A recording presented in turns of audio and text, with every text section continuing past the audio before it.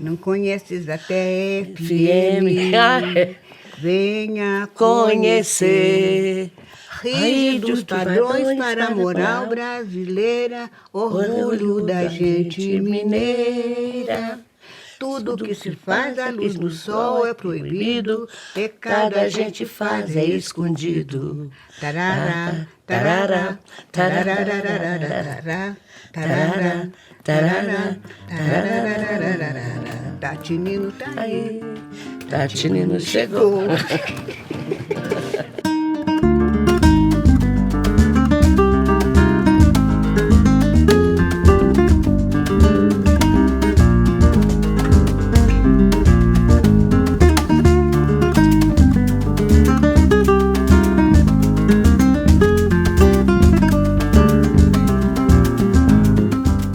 Olha, as primeiras lembranças que eu tenho da Regina Bahia foi quando ela, estudando no Colégio Piedade, ela tomou recuperação com a professora de português. E eu também sou professor de português e de literatura. E a mãe dela era muito amiga da minha mãe. Então a dona Elza, mãe dela, pediu se eu podia dar aula particular para a Regina. Eu conheci a Regina na aula particular. Daí, no ano seguinte, ela foi minha aluna oficial na escola e ficou comigo 7 anos estudando comigo. Assim, nossa amizade. Daí ela entrou pro meu grupo de teatro e tá até hoje. Eu acho que seria legal uma pergunta. Pra que fazer cultura? Aí você vai falar pra quê? E por quê? Sabe, eu acho que tem que ter uma provocação, assim, pra você ver a trajetória, para as pessoas entenderem a importância que tem na vida do cidadão. Porque aqui em Congonhas não havia teatro, eu fazia tudo. Carpintaria eu não fazia, mas eu imaginava o cenário e o carpinteiro fazia. Eu imaginava o figurino, rascunhava, a costureira fazia. Então eu fui fazendo, eu era o factotum, eu fazia tudo, né, digamos assim.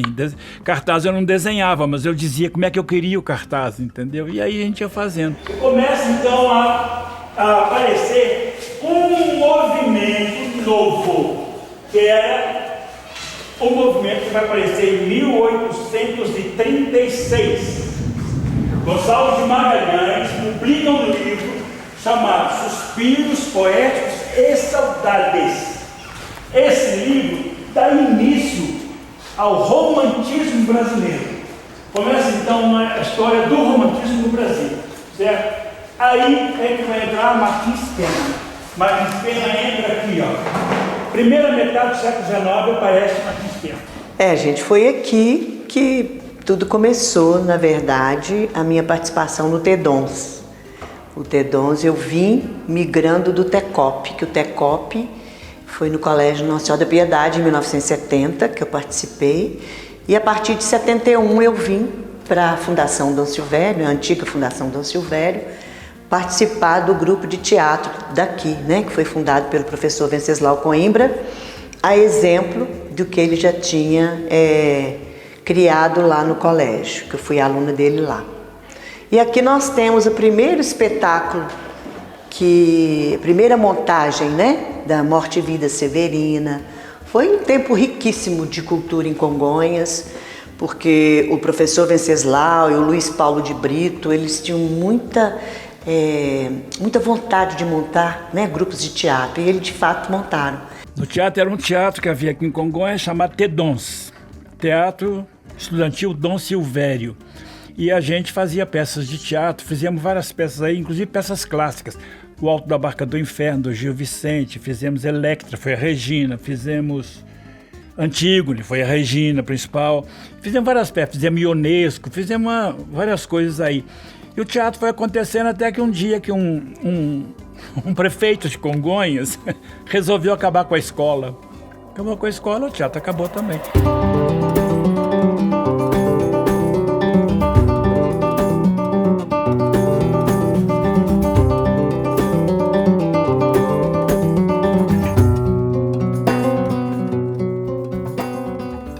Olha, primeiro eu conheci a Regina através do Madame Gerrer, era o bloco.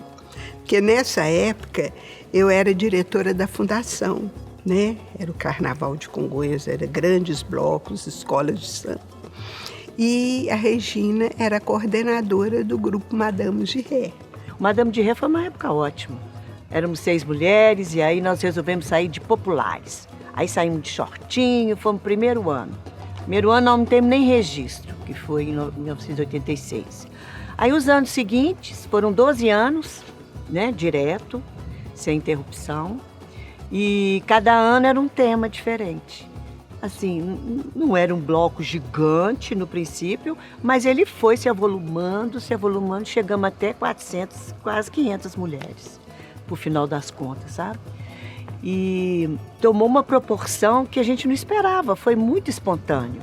Eu e ela, nós somos parceiros em outras músicas de carnaval, né? Do bloco que ela criou também.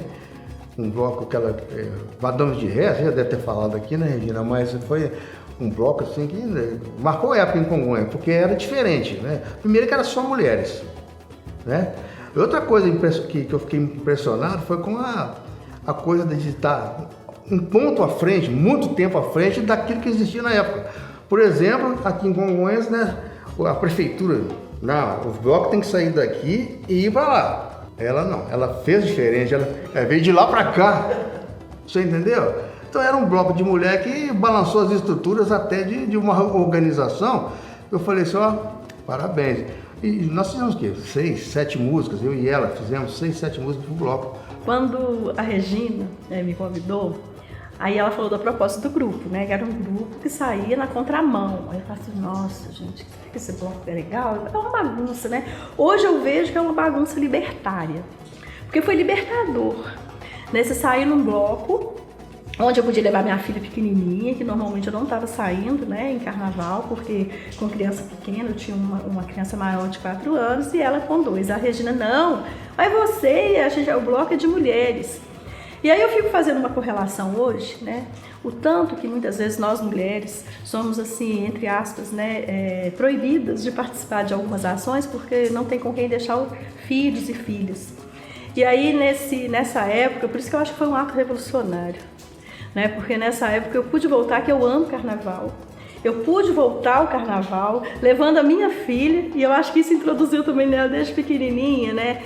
Essa vontade dessa festa popular que é linda. E assim, foi muito libertador mesmo, saber que eu podia estar lá na avenida junto com ela, segurando, e hoje eu vejo que foi uma vanguarda, né? Madame de Ré, quando você coloca na avenida mulheres de ré, né, os temas, né, o que a gente queria abordar com esse bloco e essa forma de sair. Então eu sou muito grata de ter participado desse projeto. A Regina ali representou para mim como se fosse a bandeira, a mulher está se mostrando, ela está onde ela quer estar. Então para mim foi o primeiro momento, foi a primeira bandeira da mulher ativa na cidade, foi o bloco Madame de Ré e a Regina, nossa querida Regina, à frente desse bloco. Para mim foi a minha primeira experiência assim, de carnaval. Eu devia estar com meus 20 anos e minha mãe sempre assim segurava muito para não sair no carnaval, porque era muita bagunça. Então não liberava o carnaval para nós, para mim, né? Porque eu sou a única filha deles. Aí o que acontece? A Madame de Ré, não, Madame de Ré era muito organizado. O detalhe era as mulheres, só mulheres. Então tinha criança, tinha idoso, tinha jovem, tinha moça. Era uma mistura de mulheres e de tudo e quanto é classe. Não tinha classificação, como hoje muita coisa ainda acontece do poder social. No nosso bloco não tinha isso. Era para todas as mulheres e muito elegante. E foi uma experiência que eu vou levar assim por uma vida inteira.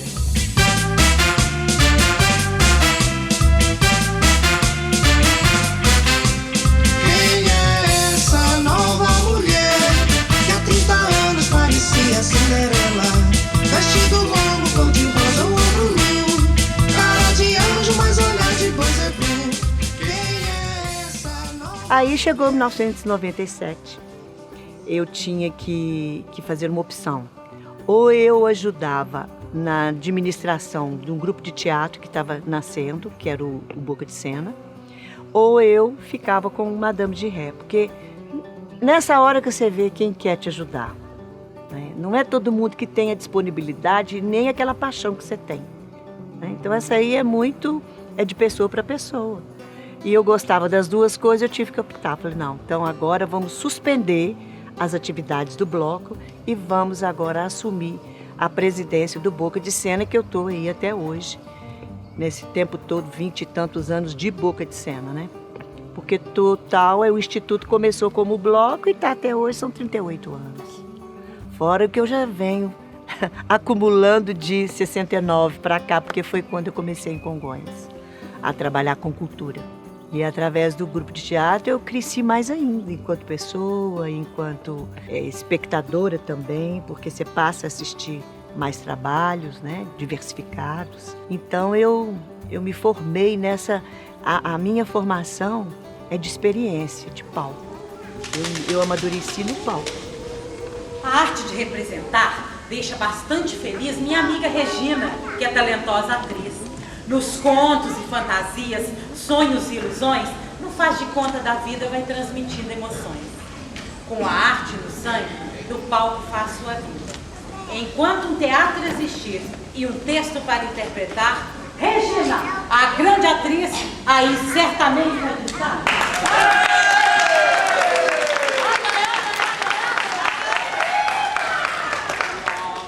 O retrato de mulher foi a cara, né, do Boca de Cena. Então falava sobre a mulher, sobre a chegada da mulher ao Brasil. Mostra assim a trajetória da mulher desde que ela chegou aqui no Brasil até os dias atuais. É interessante que é um texto assim muito atual, sabe? Então mostra assim a mulher indígena, a mulher africana, a mulher que trabalhava em casa, trabalhava fora, cuidava dos filhos. O marido, quando o marido viajava, ela que cuidava de todos os afazeres da fazenda, né?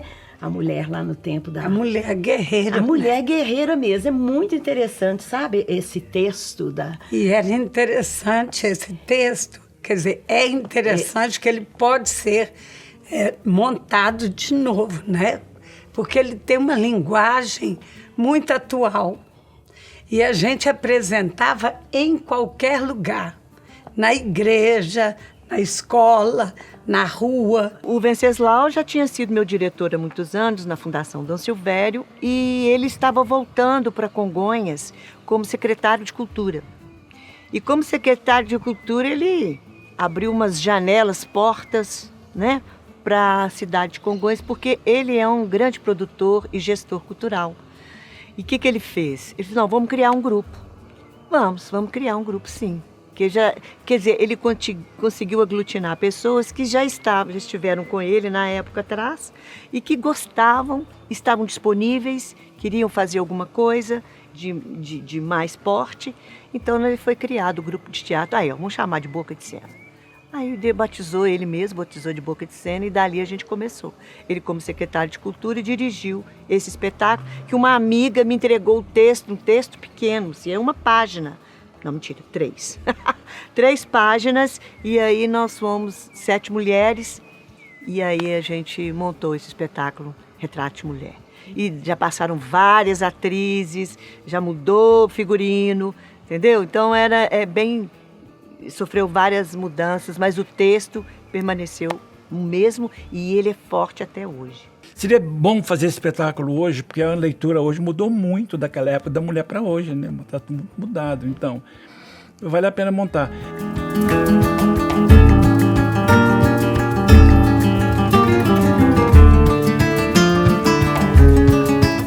Minha primeira lembrança, né, do Boca de Cena veio da Regina Bahia, amizade que eu tenho, respeito, carinho, admiração que eu tenho pela Regina. E eu tive, por meio dela, a oportunidade de participar de algumas peças do Boca de Cena. Eu participei de Bruxinha que era boa, Natal de Esquina e Infinito Instante. E também a minha experiência com Boca de Cena vem da oportunidade de ser espectador, né? Não só atuando, mas também assistindo algumas peças, como Bater das Almas, retrato de mulher, guarda-chuva preto. Então, assim, para mim ter a oportunidade de participar do grupo, de subir no palco pelo Boca de Sena é uma experiência muito, muito gratificante. Eu vejo pela janela o trem que passa ligeiro, que não olha de lado e não sente o cheiro da cidade. Eu busco a atenção do trem, que passa rápido e não liga para as coisas de gente. O capitalismo é mais importante. O trem leva minério, precioso sangue de nossas montanhas. Passa rápido, passa rápido, passa rápido, passa rápido. Parece autoridade orgulhosa. O trem não tem gente na janela, nem janela tem. Leva minério e passa rápido. Passa rápido, passa rápido, passa rápido. Tiveram várias peças nossas que tinha teatro e dança. Não tenha dúvida que tinha a Regina lá para ensaiar o pessoal. Então era muito interessante. Nossa escola era na Rua Portela, um salão grande. E era uma delícia quando ficava todo mundo esperando a hora de juntar o teatro com o balé, porque era muito divertido. A Regina não tem como falar sobre ela que não seja de uma maneira positiva, gostosa, que soma, que agrega. Então ficava todo mundo esperando o dia que a Regina vai, porque era uma diversão, mas ao mesmo tempo tinha muita seriedade na hora dos ensaios, da fala. Regina foi madrasta, foi bruxa, foi fado, foi tudo que a gente precisava. Ela estava ali pronta e, ao mesmo tempo, quando tinha mais personagens, ela se encarregava de levar os atores. Eu nunca me preocupava com a parte do teatro.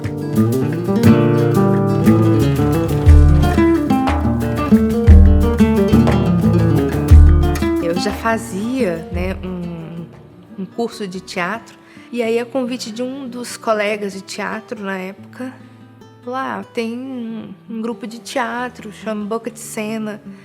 Você não quer conhecer, não? Aí eu falei, vamos lá. Eles estavam ensaiando Morte e Vida Severina. E aí eu cheguei, aquela galera aqui assim, sabe? Aí conheci o Venceslau, o diretor. Aí ele me passou um texto e falou assim, decora esse texto. Aí eu olhei e decorei assim na hora, mais ou menos, que tava muita gente. Aí ele falou assim, o papel é seu.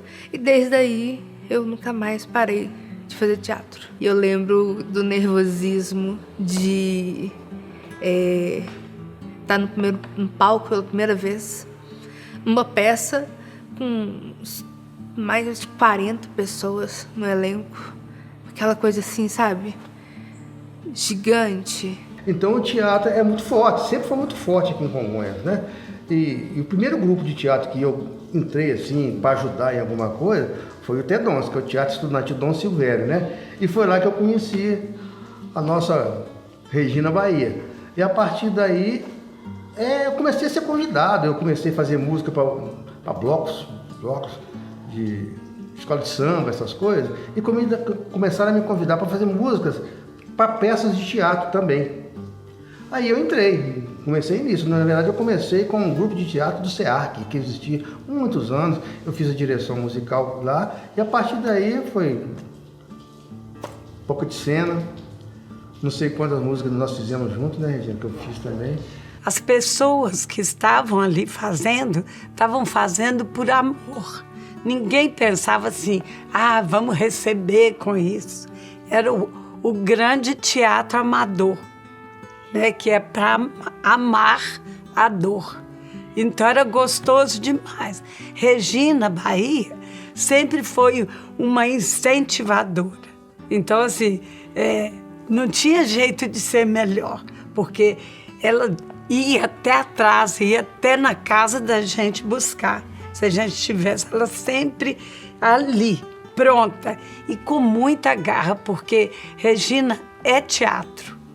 Ela está escrito nela assim, ó, alma, teatro. Morte e Vida Severina, eu acho que eu assisti 5 vezes. Eu não vi uma vez só, não. Eu fui umas 5 vezes. Cada momento, cada dia, cada espetáculo, era uma novidade. Porque a peça em si era muito bonita, a participação, o talento de cada um era notório. A lembrança é forte, sabe por quê?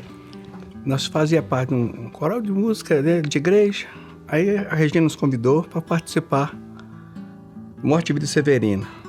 É um texto marcante que a coisa marca a gente também. E ali se tornasse uma família, porque tudo era parente. Nós tínhamos crianças lá, hoje são responsáveis, tem empresários fortes na alimentação, que é o dono do tropeiro, que fornece marmita para as empresas. Ele chegou lá pequenininho, muitas pessoas foram assim, então a gente viu aquilo crescer, uma família. Então a gente se irmanava demais, aquela brincadeira sempre a gente saía.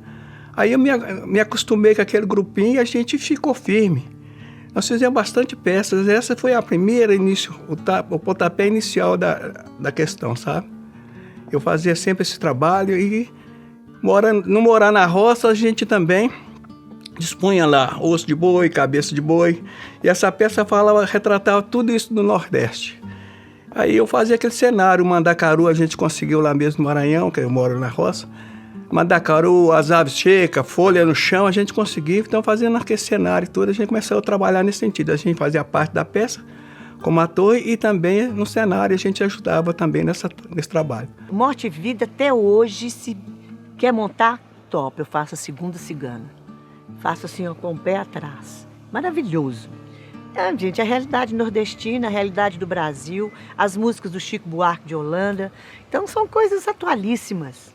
Compadre Severino, ao passares em Jordão, e os demônios te atalharem, perguntando o que é que leva. Dizem que leva somente coisas de não. Fome, sede, privação. Mas a Virgem da Conceição, Finado Severino, ao passares em Jordão, e os demônios te atalharem, perguntando o que é que leva. Muito bom dia, senhora, que nessa janela está.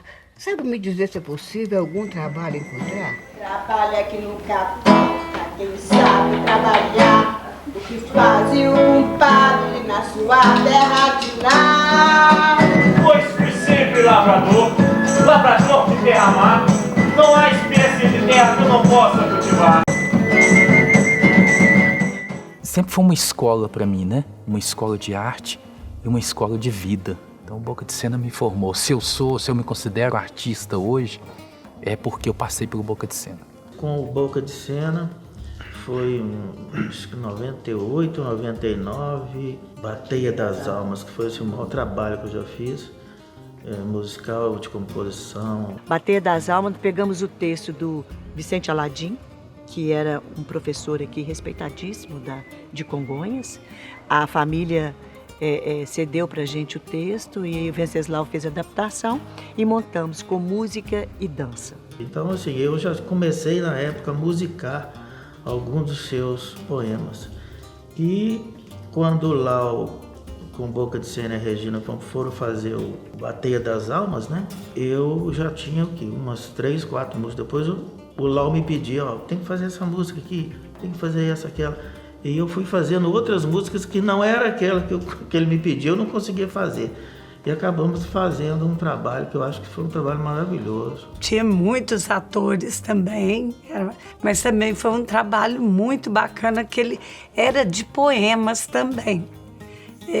Tinha uma bateia que era uma corda imensa no cenário e que a gente falava como fosse aranhas subindo por essa bateia, né?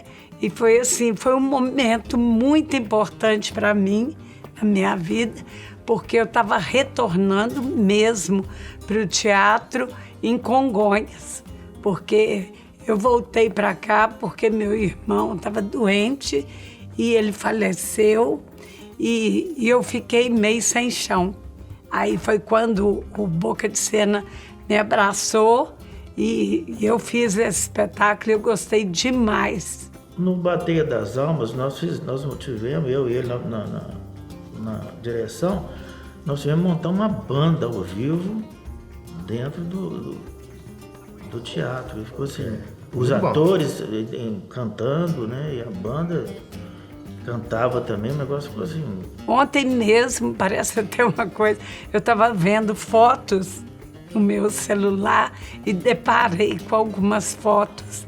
E tinha uma foto que eu fiquei encantada, que era a foto final do espetáculo, que eu fazia nessa teia, dava um texto de cabeça para baixo e depois eu subia mais um pouco e terminava como se fosse um Cristo.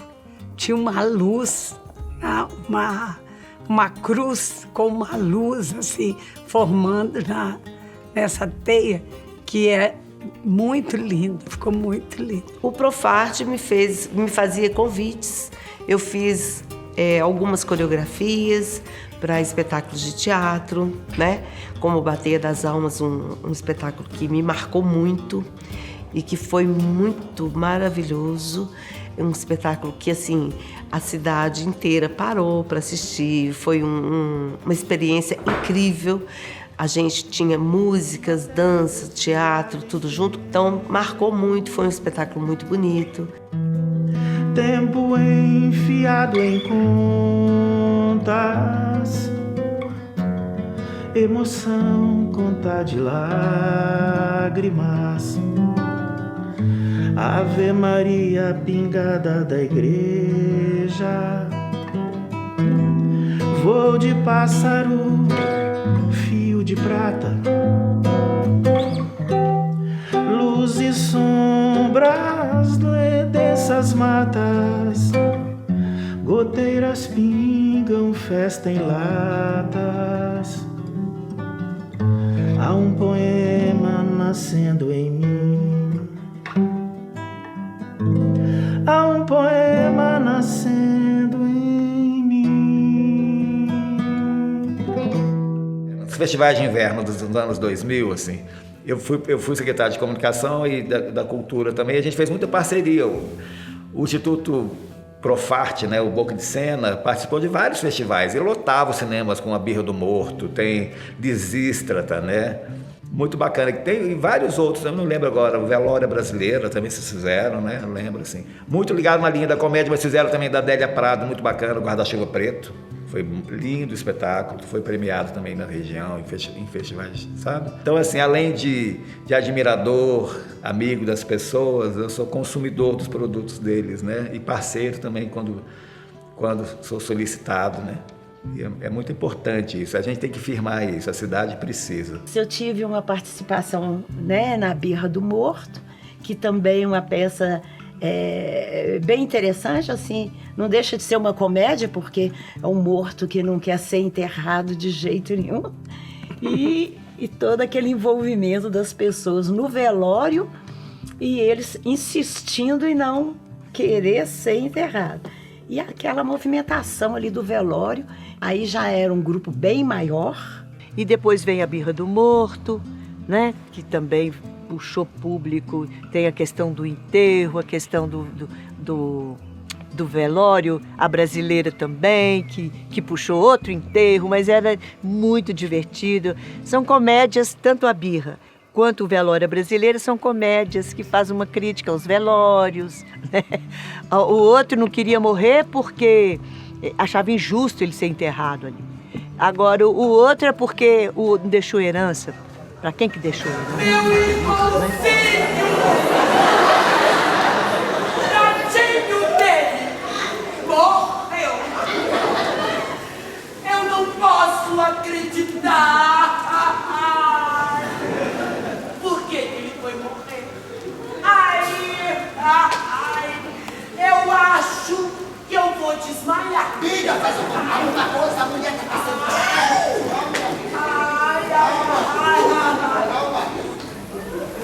Desmaiei. Lisista significa aquela que vence exércitos. A palavra lisistra em grego é aquela que derruba exércitos. Mas o nome que vem nos livros é lisista ou a greve do sexo. Sim, gente, greve do sexo é uma coisa tão banal. Vou inventar um nome mais forte. Coloquei vaginas em greve. Não deu outra. Empapuçamos o trânsito de Congonha na volta do cinema. A polícia chamou, baixou a polícia. O pessoal que esperava... Não tinha segunda sessão, nós criamos segunda sessão. O pessoal começou a colocar cadeira no meio da rua para sentar, para esperar a segunda sessão. Foi um desacato alisista aqui em Congonha. Ficou assim, ó, o cinema. Foi uma maravilha.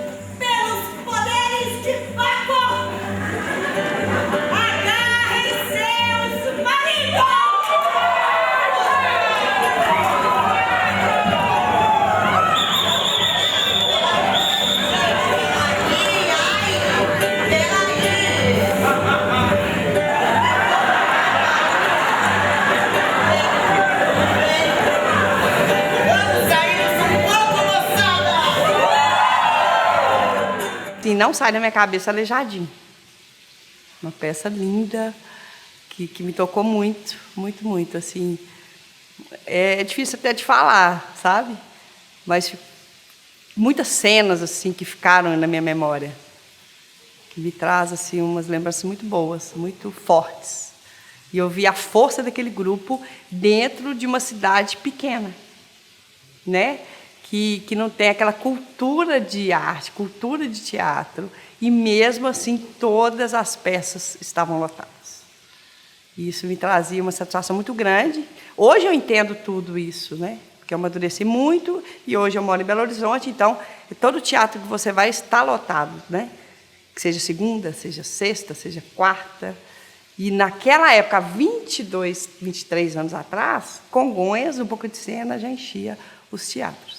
Passando a Torta foi um teatro que a gente fez de rua, que, né, falava sobre como a mulher era tratada dentro de uma relação abusiva. E eu me lembro de pessoas, obviamente que eu nem sei quem são, mas que estavam ali assistindo o espetáculo, disseram: nossa, sua personagem me marcou. E aí você entende a referência. Aí que você vai falando: nossa, toquei uma pessoa, olha. E às vezes a gente nem pensa que não, mas está ali tocando. Meu coração não é maior que o mundo. É muito menor. Dele não cabem nem as minhas dores. Sim. Meu coração é muito pequeno. Só agora vejo que nele não cabem nem os homens. Estúpido, ridículo e frágil é meu coração. Tudo que a Regina faz é muito legal. O que tem me chamado muita atenção ultimamente, que eu estou achando assim de uma importância única, é esse Seu Boboca Não Me Toca. Eu preciso falar dessa última peça, porque ela tem sido tão positiva para as crianças da nossa cidade, no entendimento bastante leve para as crianças saberem os cuidados que elas têm que ter, sabe? O Boboca surgiu em 2019 no Festival de Inverno, que nós resolvemos. Aliás, foi assim, eu fiz um curso de contação de história no Aletria, Instituto Aletria, em Belo Horizonte, né? Da Rosana Montalverne e Luiz. E aí eu estava vendo um livro chegando. Falei: uai, esse livro interessante, Não Me Toca, Seu Boboca, de que se fala? Aí eu li rapidinho. Falei assim: Rosana, deixa eu montar o espetáculo? Ela falou assim: pode, perfeitamente. A gente faz uma adaptação, Rosana, e aí você me dá autorização. E foi o que nós fizemos. Aí consegui autorização, fizemos uma adaptação e estreamos no Festival de Inverno de Congonhas. Ele vivia rodando o barquinho, querendo se aproximar da gente.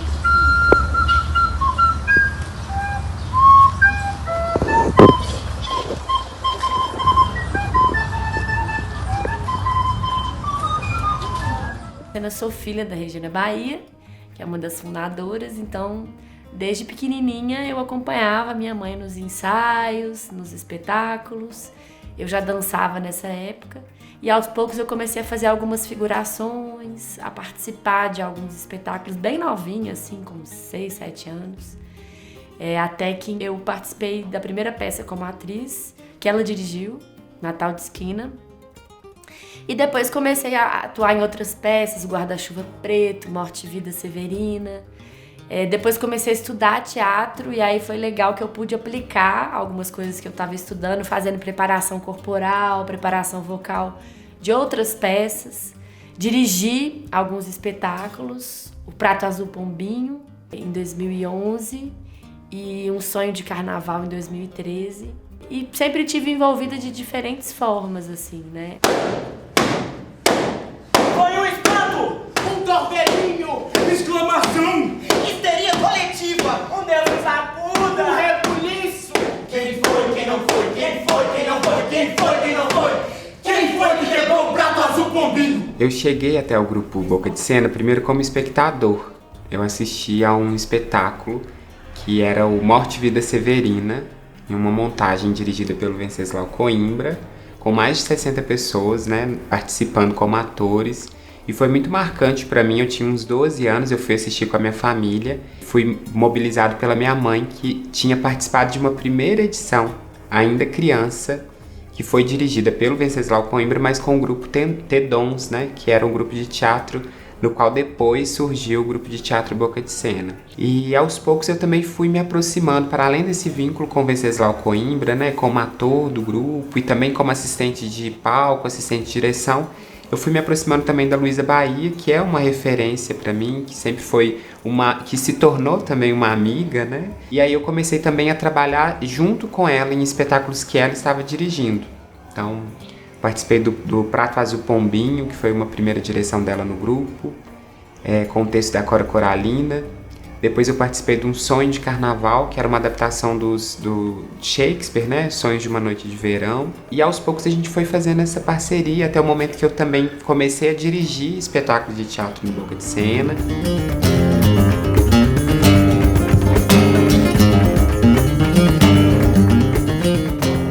Eu já conheci o grupo das apresentações que tinha na cidade e familiares meus, tios, meus pais já conheciam o grupo de teatro. Então eu cheguei um dia e assisti. Falei assim, poxa, que legal, é um espetáculo que falava sobre carnaval. E eu gostei muito daquilo, só que obviamente o espetáculo faltava 15 dias para estrear, não tinha como eu entrar ali. Mas eu me propus a ficar ali ajudando. Eu falei, não, no que precisar, eu até prefiro do que fazer alguma coisa de atuação. E dali eu comecei a frequentar os ensaios e fazia um trabalho mesmo ali de assistente de palco, de contra-rega, de produção, de tudo que fosse necessário do por trás, assim. Até que a gente achou uma casa e eu lembro, assim, nitidamente do primeiro dia que a gente foi visitar essa casa. Então foram algumas pessoas. Era assim, quem acreditava no projeto a gente foi, abriu a casa. E foi muito assim, a gente abriu a porta, aqui vai ser isso, aqui vai ser isso, aqui vai ser isso, aqui vai ser isso, aqui vai ser isso. Não teve muita dúvida se, será? Será que sim? Será que não? A gente saiu dali convicto. E era uma casa que estava fechada há muito tempo. Então ali a gente começou a montar os nossos espetáculos, a gente começou a organizar mesmo. Então o quarto de figurino, a gente cada vez mais colocava estrutura, o cabideiro, o armário, as caixas. Então a gente foi equipando. A princípio a gente tinha um quarto de visita para as pessoas que vinham. Depois o quarto acabou virando um quarto para abrigar mais do acervo, porque o acervo cresceu assim exponencialmente nesse tempo. Por fim nem cabia mais. Então e virou um espaço também de convivência, porque ali a gente guardava as nossas coisas.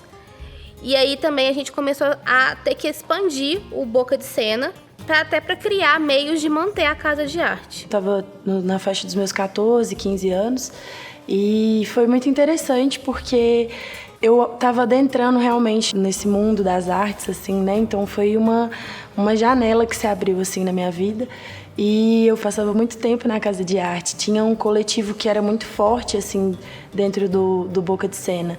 Então não funcionava só nos momentos de ensaio, a gente às vezes passava tardes lá e vendo outros processos também.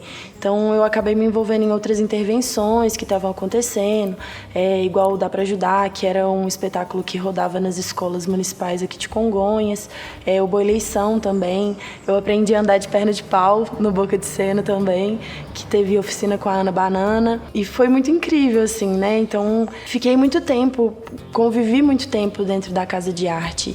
E isso me trouxe muitas possibilidades, assim, de existência, de vivência também, discussões que às vezes eu não tinha contato, de pautas que são muito importantes, assim. Então não me ajudou só como artista, né? Me ajudou como pessoa. A gente se encontrou no Boca de Cena, por convite da Regina Bahia, para a gente organizar a casa. Fomos para lá em 2015. Organizar de limpar, organizar anéis, brincos, cozinha, sala, tudo. Deixar os figurinos todos impecáveis, tudo. E nos encontramos lá. E de lá para cá, nós não vamos mais desgrudar. E tentamos fazer esse trabalho, organizamos muita coisa, mas era meio assim, uma molecada que trabalhava conosco, né? E eles eram meio bagunceiros, a gente fazia uma faxina que amanhã tinha que voltar. E nesse meio tempo ajudando a Regina em projetos, fora dali. Fora dos bastidores de dentro da casa para ir para bastidores aqui no teatro, no cinema. E eu fiquei muito impressionada com isso. Como que funcionava uma coisa que era para suprir, às vezes, uma deficiência do poder público mesmo. A gente fazia lá o que deveria ter sido feito pelo poder público, que é o acolhimento das pessoas que querem fazer arte. E a casa era isso, né? Era de portas abertas para quem queria fazer arte. Isso foi me impressionando muito. Através da fundação e da secretaria, a gente tinha não tão grandes recursos que a gente podia ajudar. Mas o Boca de Cena, ele era um grupo maravilhoso, porque eles corriam atrás de patrocinadores, corriam atrás de várias promoções que ajudavam muito o grupo, sabe? Então, a gente sabe que teve dificuldades, né? Até hoje ainda tem a parte cultural, às vezes a gente, né, quer fazer uma coisa maior, mas sempre esbarra em alguma coisa. Mas dentro do possível, naquela época, o que podia se ajudar, ajudava. Mas a gente aqui tem de deixar um louvor ao grupo, porque o grupo sempre correu atrás e o grupo sempre se virou como pôde. Eu acho que a Casa de Arte foi um polo muito importante, assim, de vida cultural na cidade e que não existia em outro lugar, né? Assim, existem os grupos de teatro, as bandas, coral, mas um espaço em que você tem uma multiplicidade de coisas acontecendo, uma aula de capoeira, de hip hop, de dança, de música, além de ensaios de teatro, além de um acervo de figurino, uma biblioteca, vira um espaço de convivência, de socialização, além de um espaço de formação artística, se torna um espaço de crescimento humano mesmo, né? Assim, convivência entre pessoas mais velhas e pessoas mais jovens, gente que é mais experiente com quem está aprendendo. Então, é muito legal esse espaço para depois do ensaio que todo mundo fica ali e as coisas vão acontecendo, novas ideias vão surgindo. Eu acho que para a cidade também é um espaço único, né? De transformação cultural, social. Muita gente saiu dali, muita gente passou por ali e pôde experimentar muita coisa. Ali também no Boca de Cena, na casa de teatro, né? Eu conduzi junto com o grupo, no processo de montagem de um espetáculo, uma roda de conversas, né? Que era um café com arte, que era um momento formativo, ao mesmo tempo de diálogo, de troca, né? Com artistas da cidade, com pessoas da cidade. Depois houveram outras edições guiadas, mediadas por outras pessoas, mas sempre nesse diálogo da arte com os demais aspectos da cidade, com aspectos ambientais, com aspectos políticos, né? Com a literatura, com a música, com a dança, enfim. Então foi um espaço de encontro. E eu pude vivenciar esse espaço de encontro, né? De ter a possibilidade de ensaiar em horários alternativos, num domingo de manhã, né? Ou à noite, coisas que em outro momento isso era mais impossibilitado pela disponibilidade de espaço, né? Nesse espaço a gente tinha uma sala de figurino e cenário, que era a sala de acervo, né?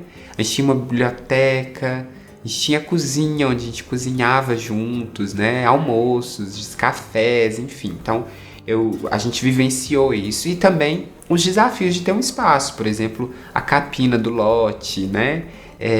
A limpeza, o gás, né? A luz, enfim. E a viabilização dessas situações todas, né?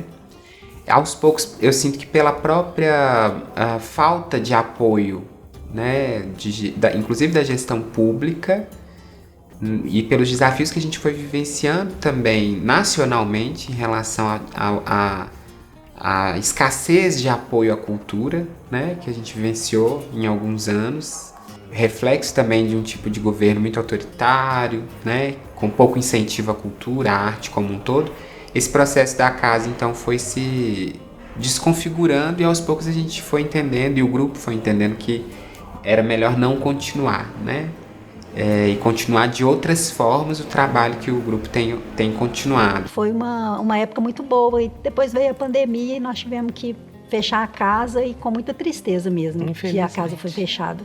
E a nossa esperança hoje é de voltar à casa, voltar ao espaço, o ponto de cultura que a gente tinha, mas nós vamos ter novamente, eu tenho fé, que vamos ter novamente essa casa com toda a alegria e profissionalismo que tinha lá. De pé.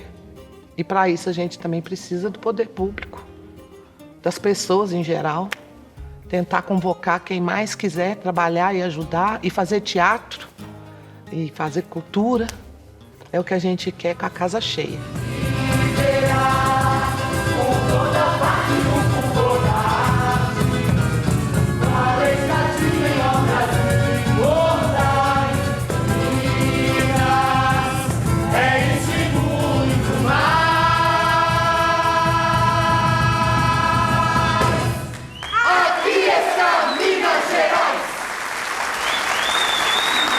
Agradecer o elenco pela energia que deu ao espetáculo e agradecer principalmente porque Minas começa a dar sinais de que pode ser tão vibrante, tão produtiva como qualquer outro estado. Nós temos um movimento teatral em Porto Alegre, na Bahia, em Pernambuco, muito rico, mas esse movimento não existe, corroborando a palavra da nossa querida representante do sindicato, não existe se o público não estiver junto.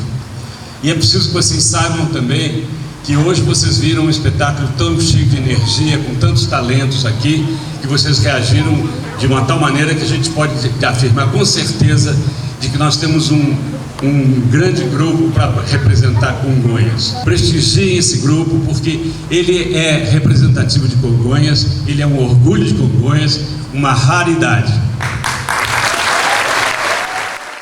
Todo o trabalho que a Regina faz através do Profarte é de valorizar muito todos, mas eu percebo, além da valorização do trabalho das mulheres, de pessoas um pouquinho mais velhas, porque ela dá chance das pessoas mostrarem o trabalho, aparecerem, serem conhecidas. E a gente sabe que todo mundo, principalmente a mulher, depois de uma certa idade, a gente fica um pouco esquecida. Isso eu acho que em todas as áreas. E cada vez que eu vejo uma peça com alguém um pouquinho mais velho, eu acho muito interessante, porque eu já ouvi gente falar assim, quem é aquela ali? Nunca ouvi, nem sabia, ela é de Congonhas. Quer dizer, dá uma chance da pessoa mostrar a capacidade que ela tem e até estimular, motivar outras pessoas a verem a possibilidade de fazer algo diferente na arte. Eu li outro dia que a vida sem arte não é vida. E é pura verdade, a gente precisa muito disso. Esses 38 anos de Boca de Cena são 38 anos de pura garra, de puro comprometimento com a arte, com as pessoas, a vida das pessoas. É um grupo que transforma vidas em todos os sentidos. Eu posso te garantir que todas as pessoas que passaram pelo grupo Teatro Boca de Cena, por isso que eu te falo, tem um diferencial. todas elas saíram transformadas de alguma forma. E a gente só tem de aplaudir. Eu, durante esse período todo que eu tive à frente, mesmo não estando à frente, eu admiro muito, porque é o Instituto Profarte hoje que cria oportunidade para se criar artistas futuros. E é uma alegria muito grande a gente saber que um grupo de teatro consegue se manter dentro de uma cidade pequena, que nem 80% da população pensa em arte, né? Uma vez que tem outras coisas que são prioridades, né? Dentro de uma vivência, uma realidade econômica que, felizmente, a cultura não é prioridade. Mas e aí esse grupo consegue fomentar, consegue se manter, é maravilhoso.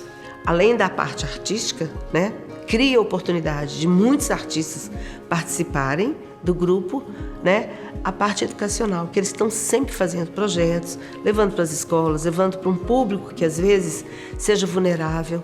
Então, a importância é imensurável. Não tem como falar, sabe? Não tem como medir a grandeza desse trabalho. E, além do mais, a seriedade que o pessoal leva, né? A Regina, o pessoal todo do grupo, assim, de uma responsabilidade, de uma seriedade com o artista da cidade, com a cultura da cidade e de tudo de uma maneira geral. É muito bom, muito bom. Congonhas só tem a agradecer isso, por existir um grupo desse, né, dentro da cidade. Então eu acho que esse trabalho do Instituto Profarte é fundamental para a vocação de Congonhas. Que eu acho que a vocação de Congonhas, ela não é o minério. A vocação de Congonhas é a cultura. E o Profarte é fundamental nesse trabalho. Eu acho muito bonita a história do Profarte porque ela é muito diversa. Eu acho que é uma instituição que se reinventa, né? Que começou primeiro lá com o bloco Madames de Ré, que foi essa explosão da mulherada na rua, cantando seus sambas enredos, colocando seus corpos para jogo, numa cidade do interior, com seus conservadorismos. Então acho que foi muito revolucionário esse movimento. Depois vem o Boca de Cena, trazendo espetáculos aí de várias linguagens, né? Comédias, dramaturgias universais, poesia mineira, com elencos de jovens, de pessoas mais velhas, trazendo também música, dança, com gado, hip hop para dentro do palco. Depois vem o momento da Casa de Arte, que torna-se, além de um espaço para o grupo de teatro, um centro cultural, com oficinas, né, com acervo, com espaço para bate-papo, com muitas trocas. Depois da casa, o Profarte se reinventa também, chegando aí a literatura. A gente tem a publicação do Palavra Cria, fruto de um concurso literário com 37 escritores mineiros. Então acho que é mais uma vertente surgindo, né? E esse diálogo também da cena com a literatura. A gente fez sarau, vamos ter oficinas também de contos, de poesias, da poesia em cena, da prosa em cena. Também tem a Cocada, que eu acho que surge aí também com força depois da pandemia, com vídeos sobre o patrimônio material e imaterial da cidade, contando histórias de personalidades da cidade. Eu acho muito bonita essa linha também, de uma história que vai se reinventando, assim, né? Pessoas que vão, pessoas que vêm, pessoas que são parceiras de muitos anos, jovens parceiros, muita gente que vai aprendendo dentro da instituição, muita gente que se sentiu inspirado e foi estudar teatro. Eu mesma sou fruto disso, assim, também, e outras pessoas que foram fazer faculdade, foram inventar o seu próprio grupo de teatro, ou grupo de música, ou grupo de dança. Enfim, então eu acho que tem esse papel de deixar um legado mesmo na cidade e nas redondezas, de inspirar os artistas a fazerem seu próprio caminho, assim.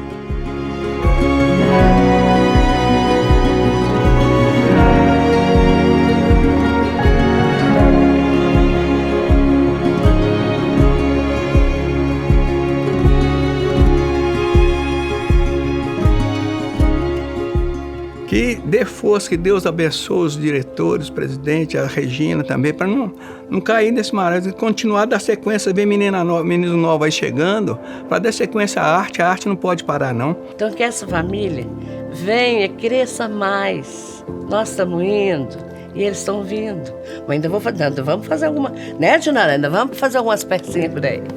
Mas que eles sintam o que a gente sente, o amor que a gente tem por esse grupo, por essa família. E foi muito importante na nossa vida. 38 anos, é muito tempo, né?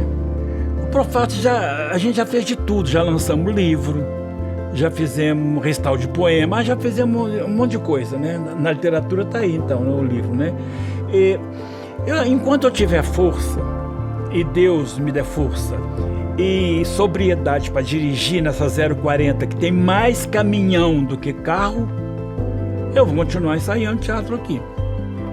É isso aí, não pretendo parar. Então por que cultura? Cultura é cura. Sabe, na acepção da palavra, para mim, cultura é cura. Cura em tudo por tudo. E aonde eu vejo sofrimento, eu quero levar a cultura. O teatro traz humanidade. A cultura traz humanidade. Né? Então, e respeito também, porque você aprende a respeitar os valores. São tantos valores que a gente capta e percebe através da cultura, né, gente? Eu quero agradecer a oportunidade sempre, que Deus me ilumine, para que eu possa ainda, durante muitos anos, poder fazer cultura, porque eu vou morrer no palco. Falou, gente. Beijo, obrigada.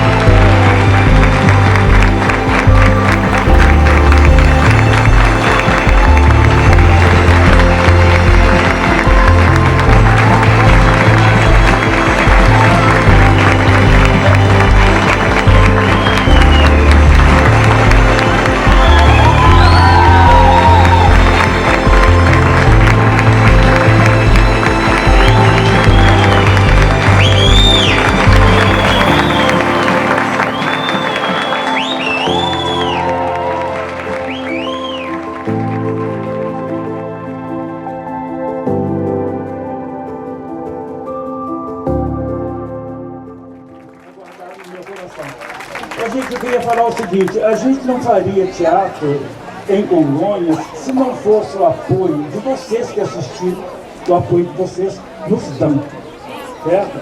Porque a gente não faz teatro sem plateia, faz, mas não tem graça. Então, a resposta que vocês dão a gente é muito importante, né? A gente depende do seu apoio, não é apoio financeiro, é apoio moral, certo? Mas vocês, plateia, sim. Vocês, plateia, que nos anima a continuar fazendo. Às vezes fazendo bem, às vezes fazendo mal, mas fazendo teatro. Eu gosto muito, eu vou fazer até o dia que a Regina enjoar de mim. Muito obrigado.